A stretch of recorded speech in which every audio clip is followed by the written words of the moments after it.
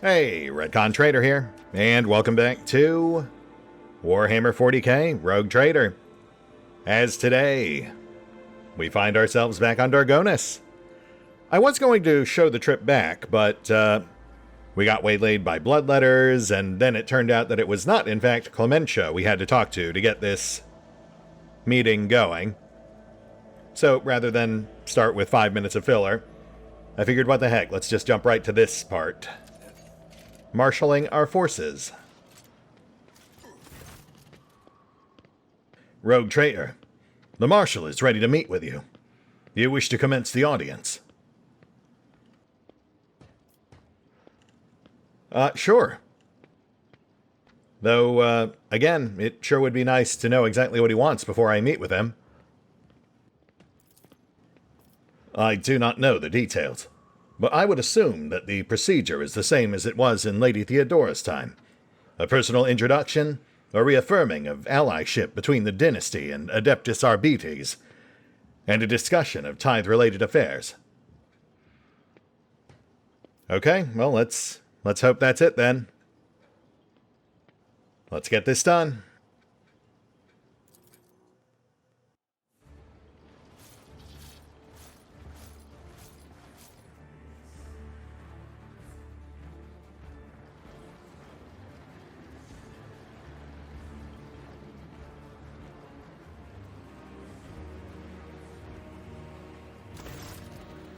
Marshal Gregorius Strox. Ooh. With a very different portrait style than most of the other NPCs we've encountered. Interesting. Two markedly distinct figures approach your throne. Marching in front is a man clad in Adeptus Arbites armor. He carries his helmet in the crook of his arm, but his stern facade serves him as well as any visor could. He bows to you, sharply. Marshal Strox of the Adeptus Arbites. An old woman walks in the Marshal's shadow, her body fitted with dozens of scribing implants and magnifying instruments. If not for her eyes, quick and inquisitive behind a giant pair of ocular lenses, you might have mistaken her for an exotic servitor. Her robes are adorned with sacred symbols of the Adeptus Administratum. Prefect Inscribia Voltur.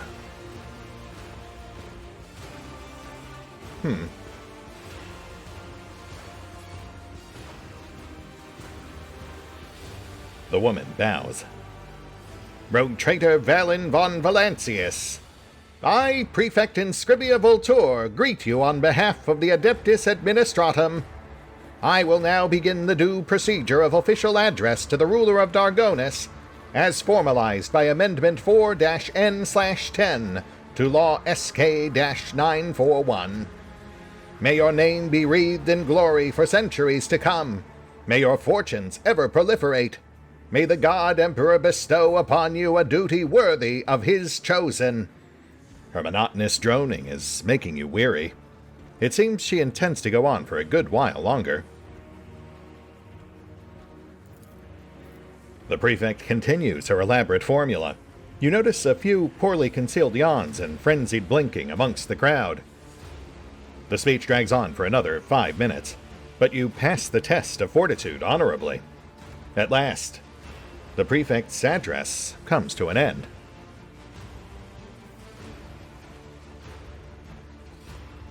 Inscribia, that's a somewhat unusual name. Born or assumed? For 34 generations, my family has served in the Adeptus Administratum. I was given a name befitting one who comes from a long line of scribes. The Prefect looks at you without blinking. She is either ignoring your disrespectful tone or has genuinely failed to notice it. Be that as it may, I've neither heard the name nor seen the face in these courts before.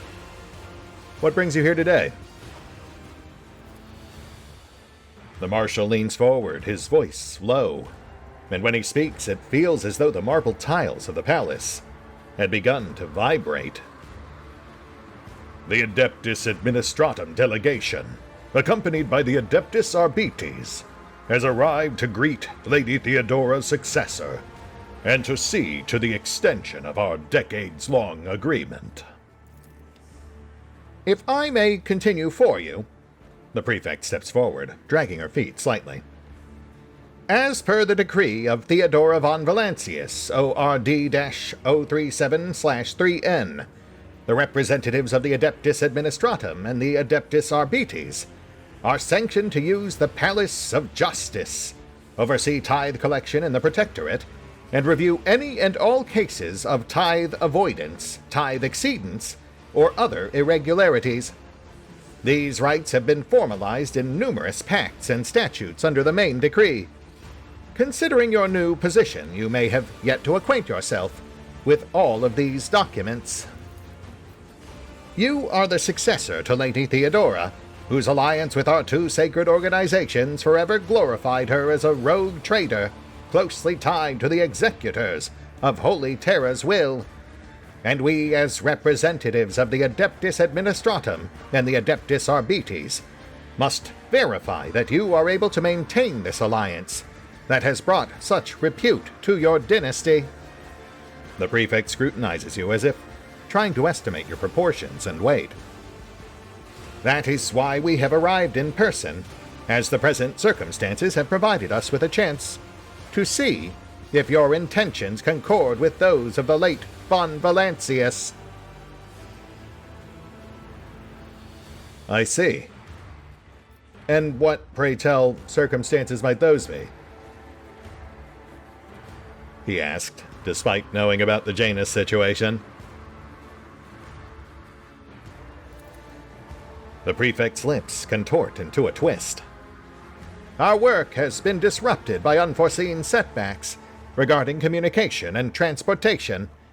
As our requisitioned assets were not adequately prepared, we have lost some of our personnel and resources as a result.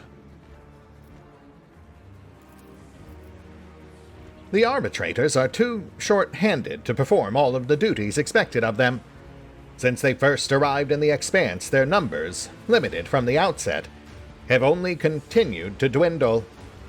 After analyzing the situation in accordance with Amendment FS/893-24 to Decree ORD-037/3N, we have decided to notify you of a tithe violation committed by one of the worlds in the region. This regrettable lapse must be rectified as quickly as possible. The old woman shivers and rubs her augmented hands together with an unnerving creak. A planet not paying its tithe. That seems highly unusual. What's this planet's name? It's not one of mine, is it? Dassera, the feudal world far from the main roots that was bereft of the Imperium's light, then rediscovered less than 2 centuries ago. It supplies agricultural resources and manpower. Dassera, huh? Can't say I've heard of it, but I can probably help you with that.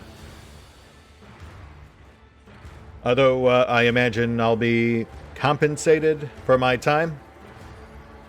I do have a lot of other irons in the fire right now, lots of other responsibilities to tend to. The prefect bows to you. The material compensation should satisfy you. An arbitrator will be assigned to you for your increased security. Proctor Anthar, front and center. The marshal's voice thunders over the arbitrator ranks, and Solomar Anthar marches to your throne, his cyber mastiff at his heels. My very own arbitrator, you shouldn't have. But yes, I worked with Solomar during the Heartless Caper. I was duly impressed. He's welcome in my retinue. I'll get this Dassera situation sorted for you. The Emperor protects. The Marshal makes the sign of the Aquila in a motion so sharp that you can practically hear it cutting the air. The Prefect adjusts her ocular lenses with a weary sigh. And once again, no specifics given, of course. And my reports, nobody ever stops to think. She quickly catches herself and offers you a bow. Yeah, I hear you. No respect for proper paperwork. That's how things get lost in the shuffle.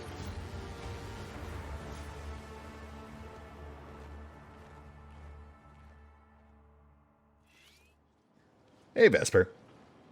Sup, bud? Alright, so we've got our target locked in sight. Let me just get a quick gander here. See exactly where we're headed. Lavella's Heart.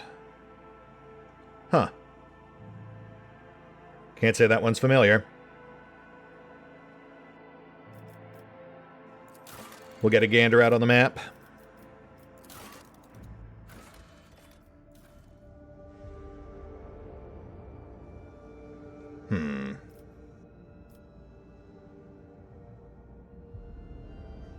Aha! Okay, so we've got a whole new cluster. That's fun. Just space east of Dargonis and Viabo 6. Wonder if it connects on the other side. That would be convenient.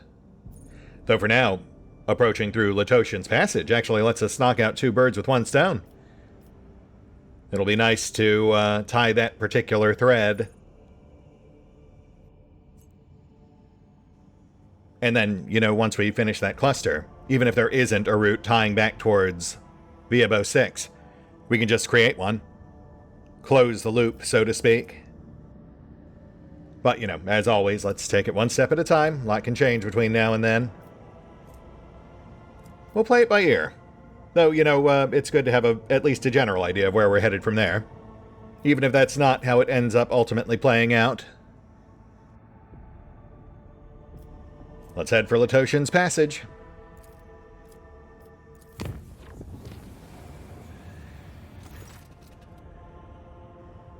Warp Storm. We'll trust Cassia's judgment, as per usual. Ah, okay, well. Once more into the breach, my friends. One sec, let me rouse that rabble.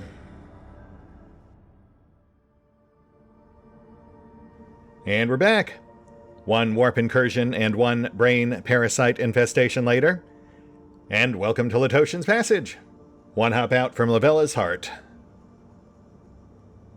But before we hit that bypass, let us find the target of our contempt. There they be. Also... Oh, right. Okay, that's the Crave Ruins, where we found that laser puzzle. Let's see what this Illuser is up to. A pirate flotilla has gathered in a system with an especially prosperous extractium. The Augur crew reports that all of the void ships share their signatures with the elusive Contempt. You hear a familiar, cheerful voice from the Vox. Shelby the Proto-Speculator sighs theatrically. You're hot on his heels, coming between him and his fortune. The cargo ships are just about to take off from the bountiful planet, but the rogue trader himself wishes to rudely interrupt their plans. But that's quite all right. Shelby sounds thrilled by the sudden competition. The elusive Contempt's captain is ready to wait for the next opportunity. And for now, he'll leave you in the good company of his friends. You see the pirate flagship beginning to maneuver to escape into the warp. You call that a proper parting shot? Let me show you how it's done. Starboard batteries light up, firing a salvo. The missiles reach their target. Despite a direct hit, the elusive Contempt manages to slip away once more, though it won't recover from the damage anytime soon. I mean, I wouldn't be so sure about that. Last time we encountered him, he literally exploded. And he seems to have gotten over that just fine. But we'll see. Oh, also, I should note, I did go back and choose a different reward for capturing the Heartless. So in theory, we should now... Enemy contact! All hands make ready to unleash our fury! Yes, we now have the Heartless. Yeah, the whole... Since the whole protecting the trade routes thing seemed to be broken, it just seemed more fun to go ahead and grab the escort ship instead. It was either that or the 4,000 rep, which would have been nice, but I mean, technically we can grind for infinite rep if we really want to.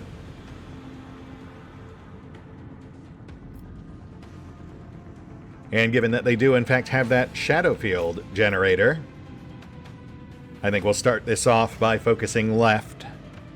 The sword 10 is more apt to need our help. Hopefully the Heartless can hold out. I guess this will be a trial by fire for them. Anyway, let's go ahead and knock these guys out.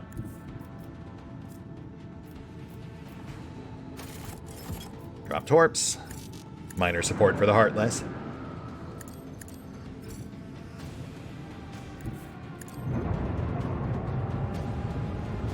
And double barrel the lances into Claymore 2.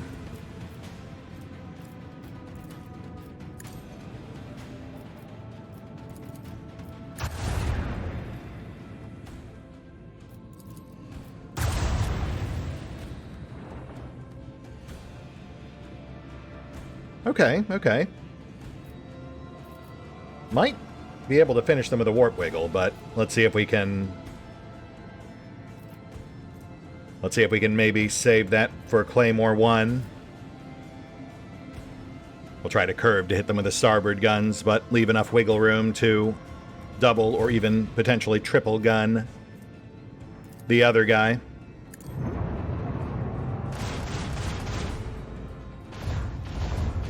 Nice. Claymore 2, out.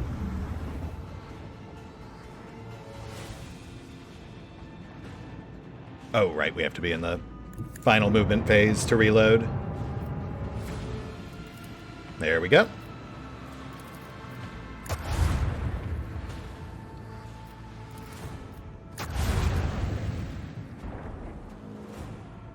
Lovely.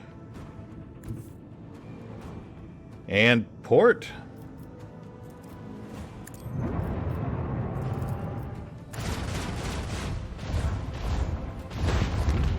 Claymore 1, out. So now Heartless 1 just needs to survive round 1. Let's go ahead and push Claymore 3 off. Buy the Heartless a little extra breathing room.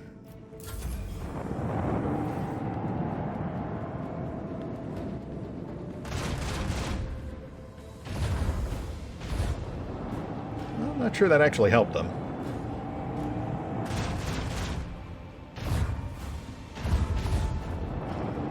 Shadowfield's working out.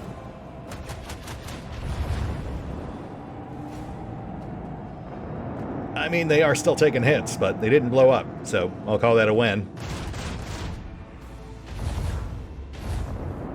Also, just great to see these guys contributing instead of just immediately blowing up.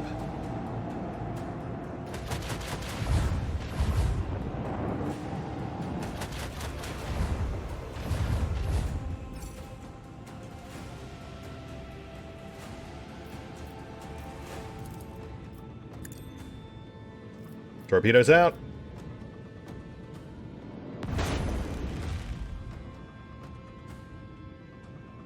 And let's get this done. We will at least try to take out Claymore 4. All hands prepare for acceleration.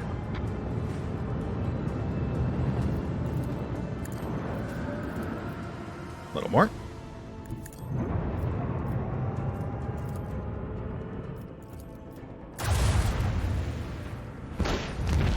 Oh, wow. Okay, well, I wasn't expecting you to immediately explode, but, refocus?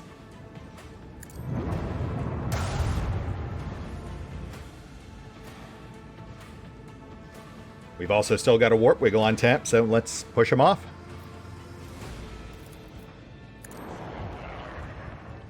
Again, not sure it'll help, but Let's see.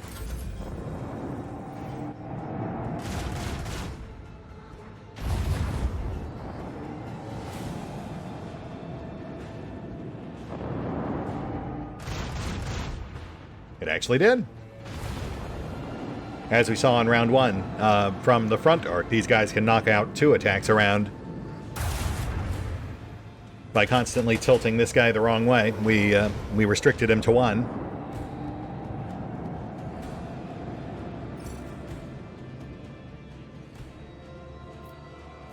Pardon?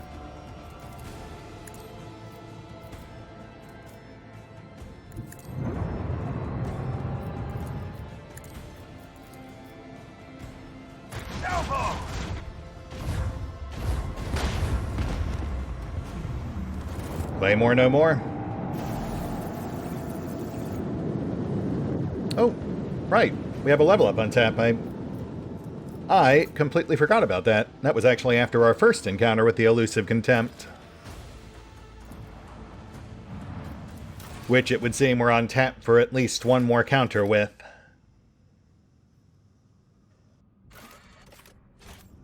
Let's go ahead and knock out that level up whilst I've got it fresh in my brain. Then we'll head for Thassalia.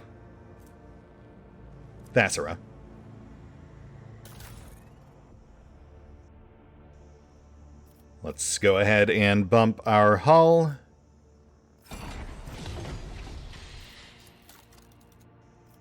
Yeah, and then level up wise, we're really just filling out the rest of our abilities. We'll grab Focused Effort. That's the last of our basic ship abilities. And we'll grab Corpuscari Chant, why not? That one partially recharges our shields. I can certainly see that coming in handy. And on we go. Lavella's Heart.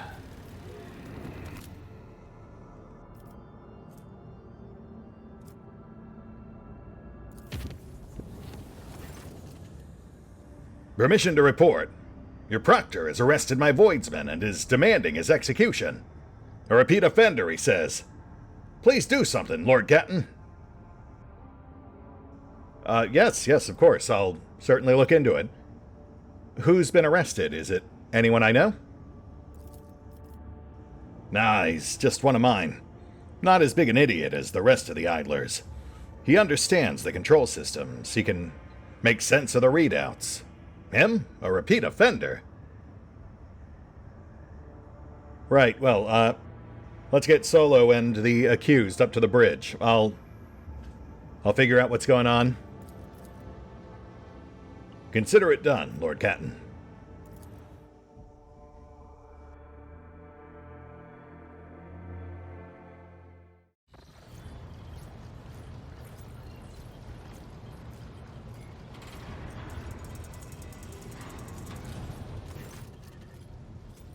Lord Captain, I beg you to look into this outrage.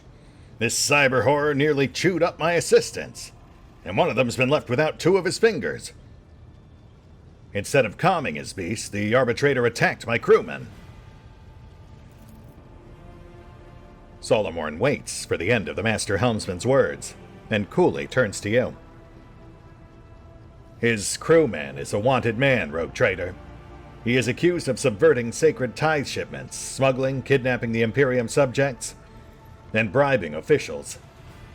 Were we not on your flagship, I would have executed the heretic on the spot. But here, you are the authority, and you are the court. Well, I certainly appreciate your restraint in not just outright killing one of my crew. Though I would have preferred you didn't attack them at all. The bastard tried to run when he saw me. His fellow crew members hesitated and didn't make way for me. There was no way to find out if they were abetting the perpetrator or just panicking, so I had to use Glato for suppression purposes. Yeah, I don't love that. You're absolutely sure that you've got the right guy? I am. because I was personally involved in tracking down and purging the Shadows of the Abyss crime syndicate, to which the perpetrator belongs. The case was in Calixi, on the world of Eldica Prime. But for arbitrators, time and distance do not mitigate guilt. The man before you is a former captain of the smuggling ship owned by the Syndicate. Check the heretic's left arm. Every Syndicate member had a distinctive implant by which they recognized each other. It was that implant signature that Glato picked up on during his patrols. I mean, yeah, that does sound pretty incontrovertible. But how would a chipped smuggler captain from Calixi have made their way all the way out here and onto my ship? He was among the servants sent to you by Governor Medina. Right. Yes, we did have a sudden influx of new crew on Rycat Minoris. We were running on a skeleton crew because of the mutiny and subsequent warp disaster. Ravor, did you know about this? If I went sticking my beak into the past of every one of the hundreds of people on the crew, I wouldn't have time to steer your ship. All I know is that when everything went to grok shit on Rycat Minoris, this one oversaw the work at the docks so the fools didn't trample each other to death in the panic. And later he ran into a friend at the port on Footfall, and they found us some parts within a day. He's even got arms growing out of the right places. He might make it to junior helmsman if he keeps it up. Okay, so no one of particular import, but he is a rare case of someone who Ravor actually seems to like.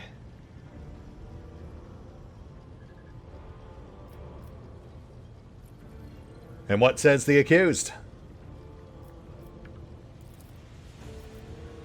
The long-haired voidsman flinches when you address him. Your lordship, the governor of Heldica Prime was a scumbag who abhorred the light of the God Emperor. The things he did to the people under him. We only survived by stealing from him, or else we'd have ended up in a corpse pit, like 1 in 4 did after a distribution station accident. But once I got out of there, that was it. I was out of that business for good. And when I found myself in your service, I realized that it was a gift of fate, and I'd be a fool if I didn't repay such good fortune with my wholehearted toil. Okay, I mean, yeah, as far as mitigating factors go, those are some pretty good ones. And, I mean, it wouldn't be the first time we've taken on a former criminal. We literally just took on part of Sargona's bridge crew.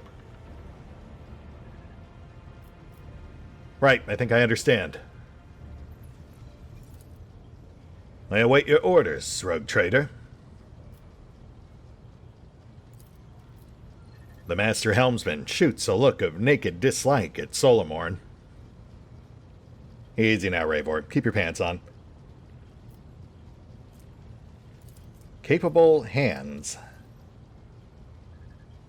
15% discount on void ship repairs. That's actually pretty solid.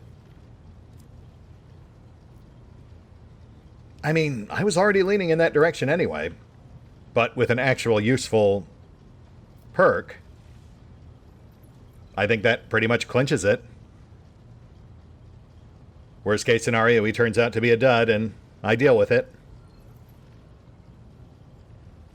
This man has owned up to his crimes and now seeks to regain favor in the eyes of the Emperor by serving one of his anointed. I find that admirable.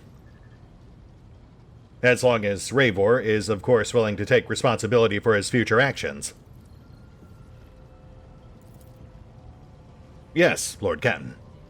Ravor's disgruntled grimace momentarily dissipates. Then this case is closed. With your permission, I will return to my duties. As you were? Gotta say, it's actually really refreshing to have someone like Solo just straight accepting my edicts. Also, maybe bring these sorts of things to me first in the future before you just go biting off fingers? I mean, look, I've had Cece on the ship for months now, and as far as I'm aware, she has bitten off 0 fingers. Or if she has, she's very good at hiding them.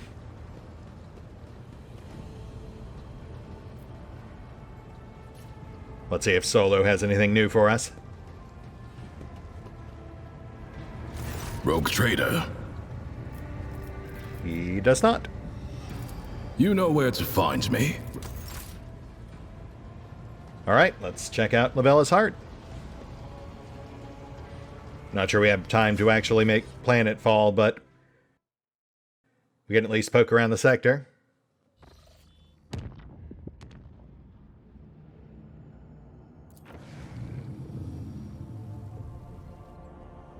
Sylvanicos and Neos Charditas. Doesn't look like it connects up here, but that's easily enough rectified. We have no shortage of navigator points. Though for those who've asked why I don't make the warp route safer, it's because that is how we will eventually, in theory, do our grinding. Lord Captain, we have received a voxcast from Thasara. The signal quality is rather poor, but the meaning is clear. The world is expecting your lordship's arrival. Great festivities have been arranged, and a delegation led by the planetary governor is ready to give you a welcome worthy of an honored guest. Very nice. Let me just poke at these other planets first. Scrap. No big deal, but we'll take it. It is an inherently finite resource. At least until they add randomized, repeatable ship battles. Gas giant, nothing of note.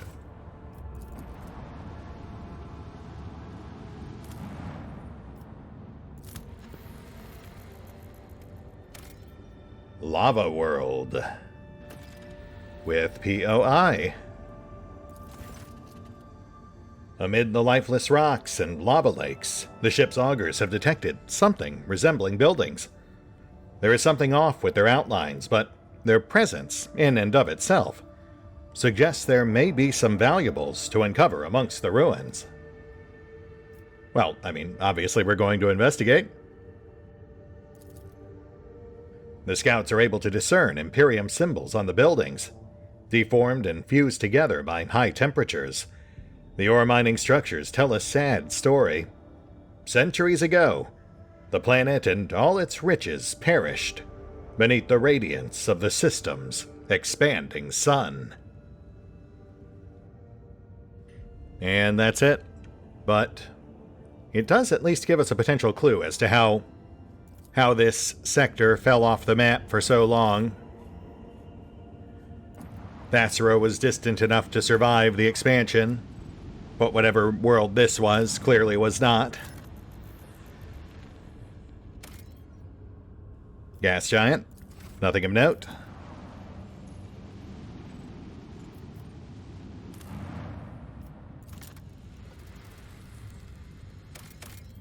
And planetoid, with a very minor promethium deposit, which we don't have extractiums for, and even if we did, we wouldn't use one here.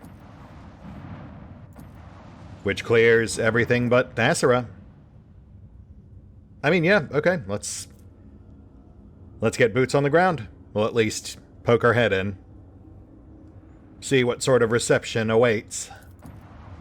It's either that or have like a half-hour episode. Let's see what we got. High Fortress. Feudal World. Lineup looks good. Thankfully we had those random encounters, so I've already got our various updated loadouts set. Interesting.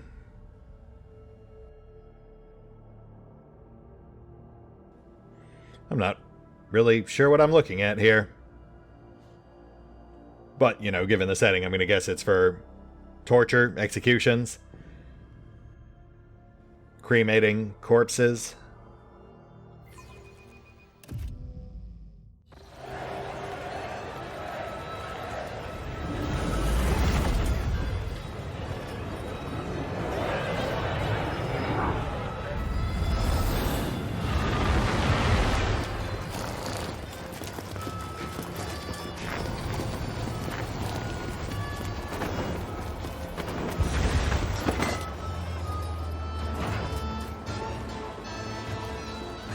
Look at this place.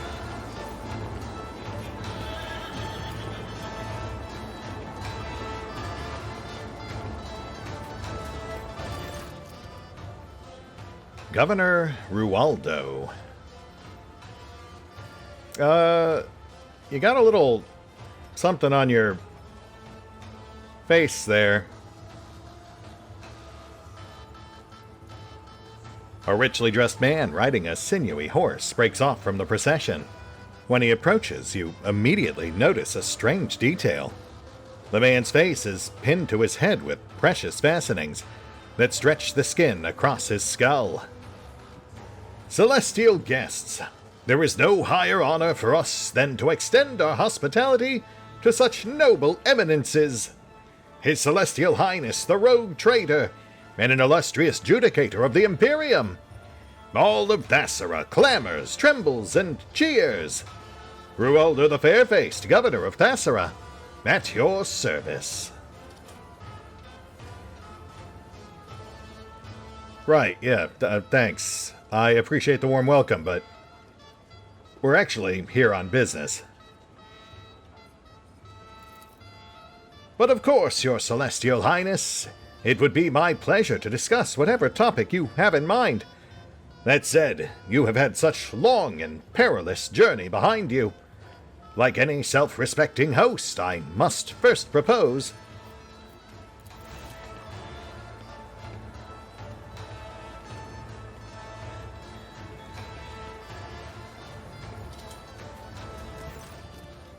Bluff the Court Fool. Oh, gosh, I hate that. Getting some immediate Carnival of Chaos vibes here. A smaller figure steps out of the rider's shadow, dressed in the motley attire of a court fool and wearing a sneering mask. My name is Bluff. I am Lord Rualdo's good mood. I tickle his governorship with well-spouted jests and itty-bitty gossip. And now I merrily doff my cap to our celestial lords and ladies, and hand them this here key to Thasara as a token of our boundless loyalty. The fool bows and offers you his gift. Well, I definitely don't trust you, but... thanks. I love it.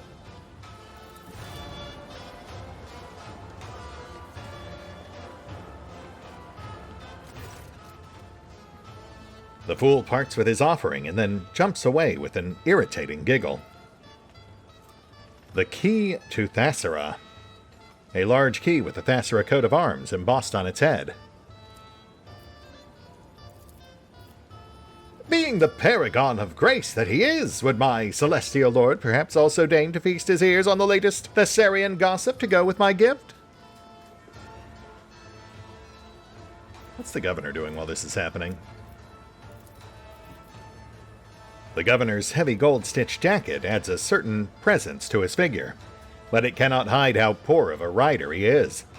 The way his boots dig into the horse's side, his hands fiddling with the reins, his trembling fingers, all speak of nervousness and a lack of control. In more ways than one, I'd wager.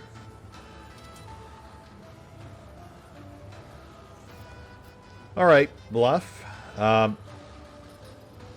If there's something important I should hear, then by all means, please. Well, slap my grox. Fine then, listen to this.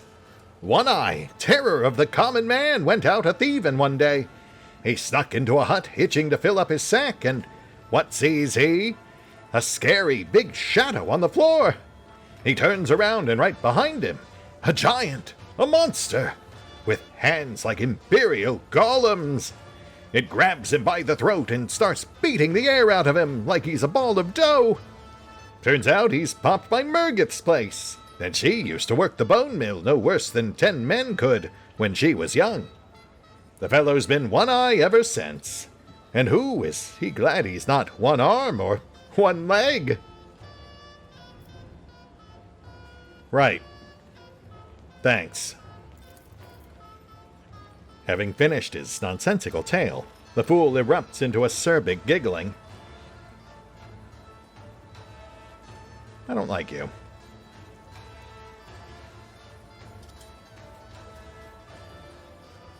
Rualdo, I'm sorry if this is an indelicate question, but I notice you seem to have been wounded. What happened to your face? Rualdo touches his stretched-out countenance. Ah, this is a fine tradition that I myself brought to this world. You see, there is a way to tame the merciless passage of time. All you need is to find a young and healthy face, appropriate it, and attach it over your own fading skin.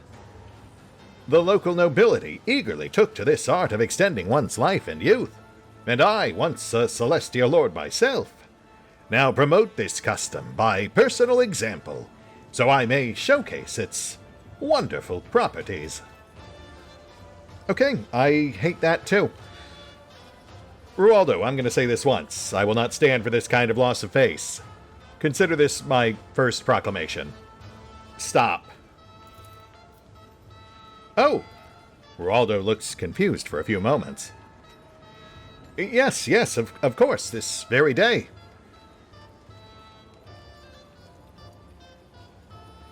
Also, if you are indeed a fellow Void Traveler, then why are you using such archaic terminology? Celestial Highness?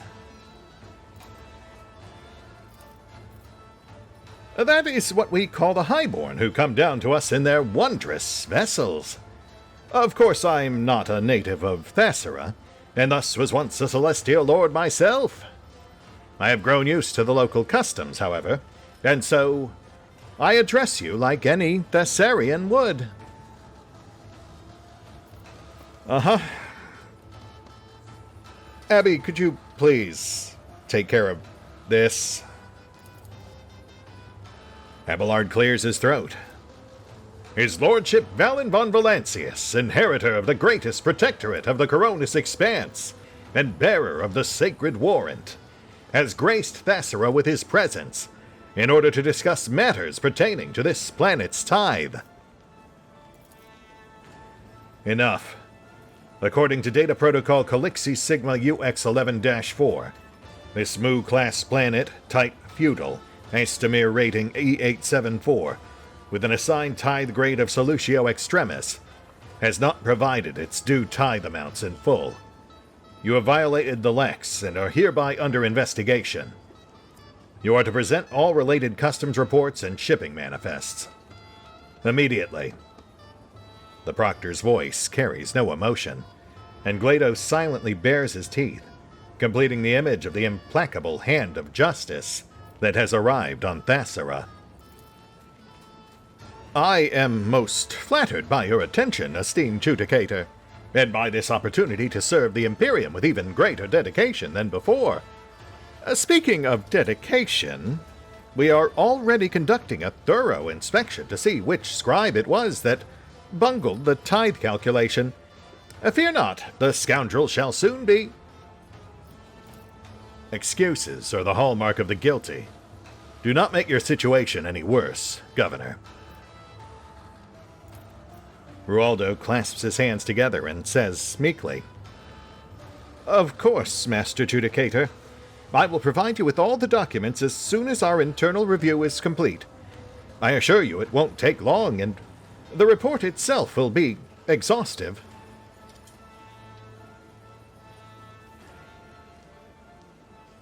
Glad to hear it, Governor. I look forward to getting this all straightened out. Now, you were about to say something, were you not? Thank you, Your Celestial Highness. We knew your journey here must have been an arduous one, As a sign of our appreciation, we have prepared a veritable constellation of enjoyments in your honor. We humbly invite you to taste of our amasek, along with our finest dishes, and may you likewise savor some of the local entertainment. One of the court ladies will accompany you, so as not to let even a single word or wish of yours linger without attention.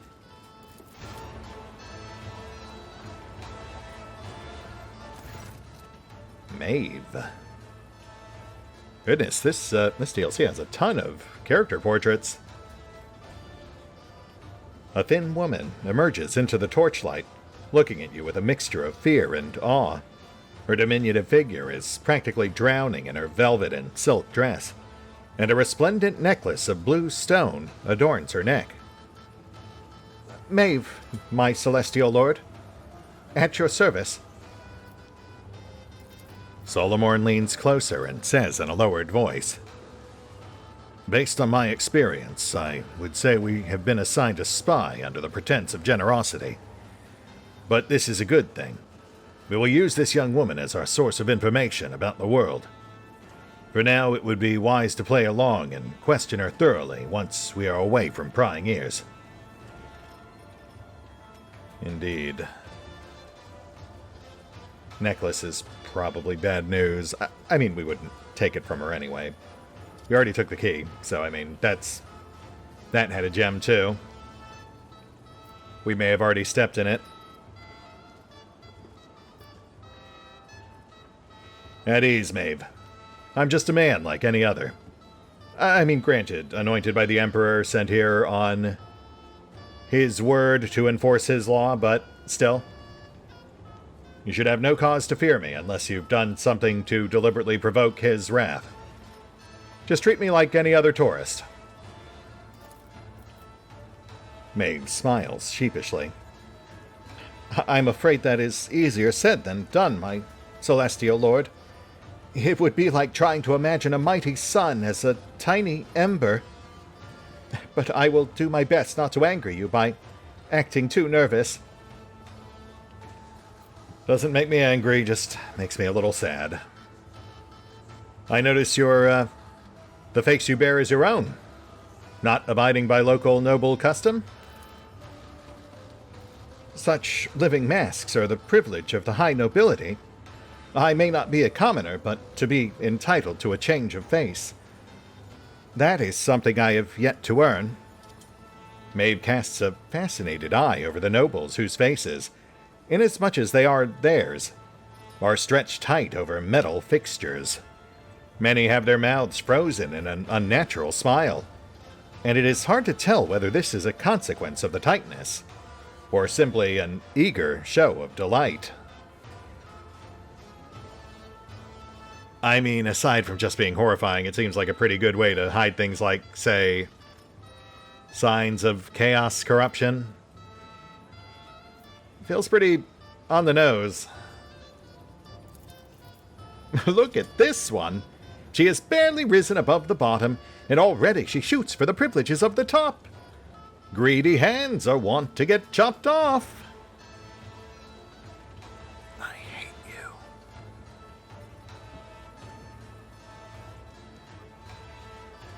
You mentioned entertainment. I almost dread to ask, but tell me. What do the folk of Thessera do for entertainment? Tajua the Scorched is hosting a public trial for a few guilty wretches today. I also overheard that the nobles of Thessera were preparing a special gift for you. Besides those, our Clockwork Orchestra, the only one on Thessera, will be playing all evening.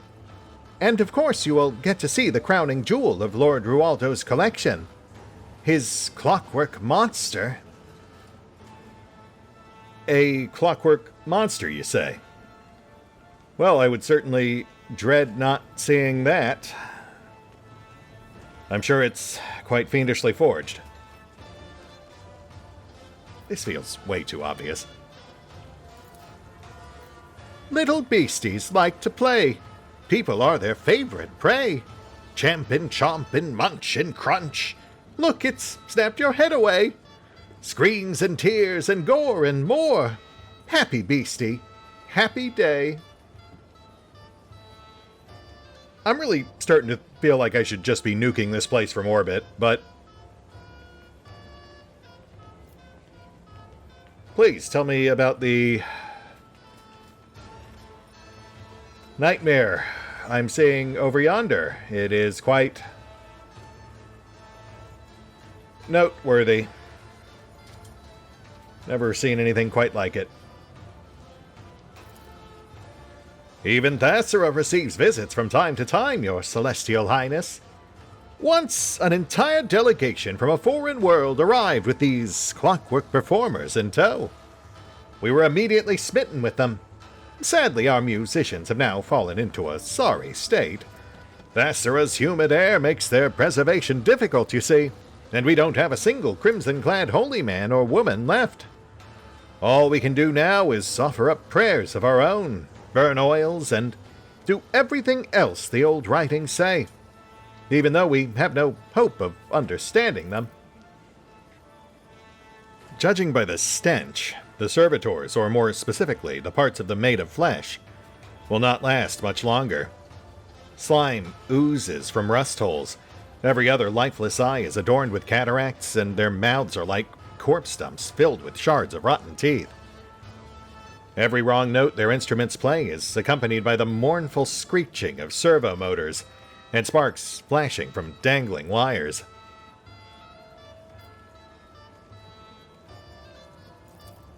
Pascal's optical visor fills with deep red, and his vox speaker erupts into a howl of pained fury. I am registering heretical sacrilege born from the stupidity of self-entitled laity. The commandment, "Allow not a false prophet to touch upon the mysteries of the Omnissiah," has been violated.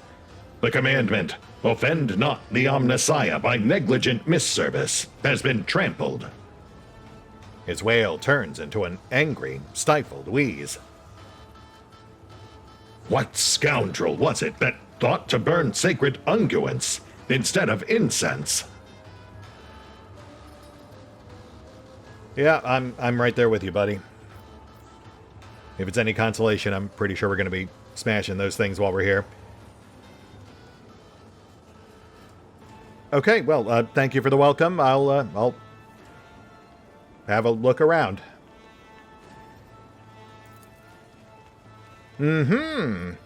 I can tell by what I'm hearing that our executioner has already lit up the Phasmophorius, ready to give the condemned a warm welcome. Which means the governor's official scoop collector, that's me, has a whole lot of important business to get to. And so I must leave you now, good sirs and ladies, lest I miss out on a hot batch of juicy tales. Terribly pleased to meet you all. Honored Judicator. Bluff grasps Solomorn's hand and gives it a vigorous shake. Well, that's not going to go well. Also, Phasmophorius, I guess that's the thing we saw on the loading screen. So it is indeed used to burn people. The condemned, which matches what Maeve told us about Tagawa the Scorched, question mark?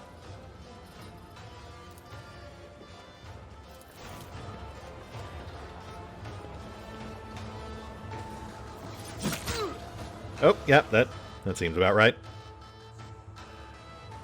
Before you can even blink, the cybermastiff beside him sinks its teeth into Bluff's forearm, jerking it back and forth in a fury.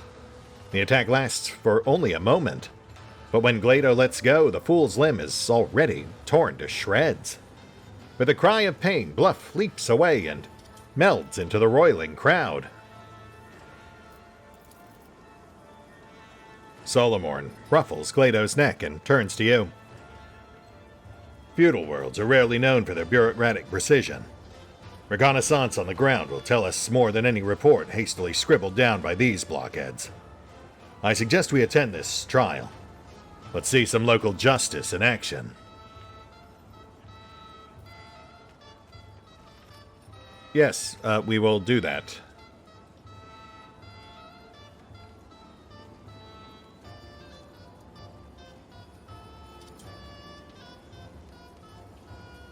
Solo, I'm not saying that guy didn't have it coming, but could you perhaps wait for my cue in the future before just straight up maiming or killing anyone? I mean, like, obviously that guy's bad news, but still. Look, last time one of my retinue just started killing people without my say-so, I had to fight God, so I feel like I'm not overreacting here. As you wish. However, I should warn you that sudden handshakes like that are considered tantamount to assaulting an arbitrator on duty. There are contact poisons out there that can kill you in a couple of heartbeats. Be on your guard, Rogue Trader. Festivals like these are ideal settings for assassinations. Yeah, I am aware. Pretty sure I stepped in it already regardless, but... So you think we'll learn something from the local constabulary? Just professional intuition. Shall we? Yeah, let me just have a look around at some of this other stuff along the way. I think you're right. There is definitely something hinky going on here. And I aim to get to the bottom of it.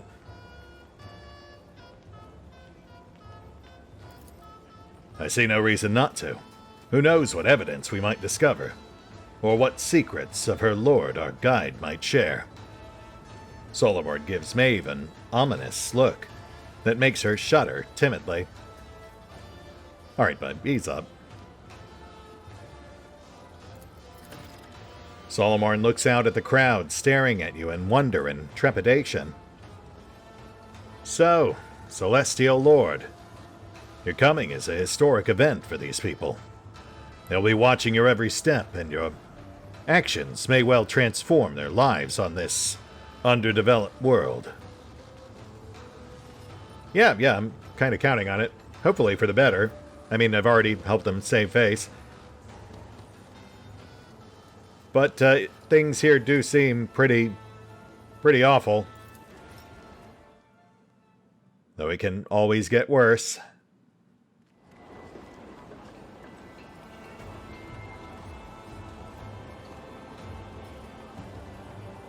Alright, folks.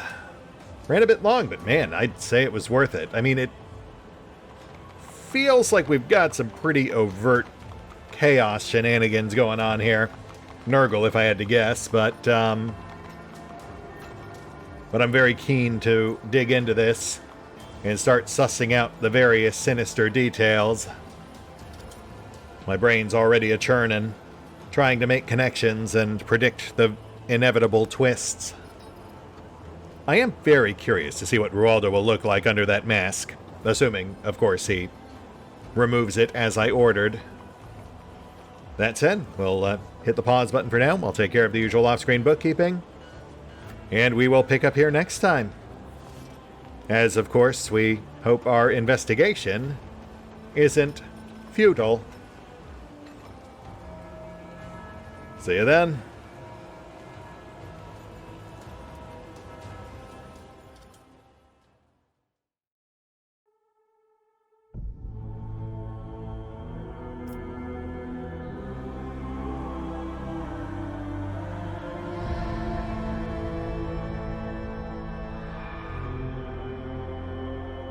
Oh, and special thanks to the Raiders, the fine folks who help make these videos possible, including but not limited to Erie V23, Revenant, Alois, Bowman, Drakiith, EgonAlter, Exsellsior, Gottlieb, James Trimmier, Kazorm, Lady Shayna, Mark Giemza, Nathan Welch Jr., OverlordPherom, RandomPassrby, RobbyB, Tomasz Piątkowski, Triphoppenskip, and Valinrook. Thanks for your support, guys. That said, if you'd also like to help support the channel, then feel free to push the buttons that do the things.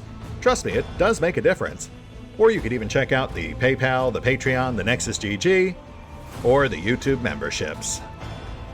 Links are in the description. All hands make ready to unleash our fury.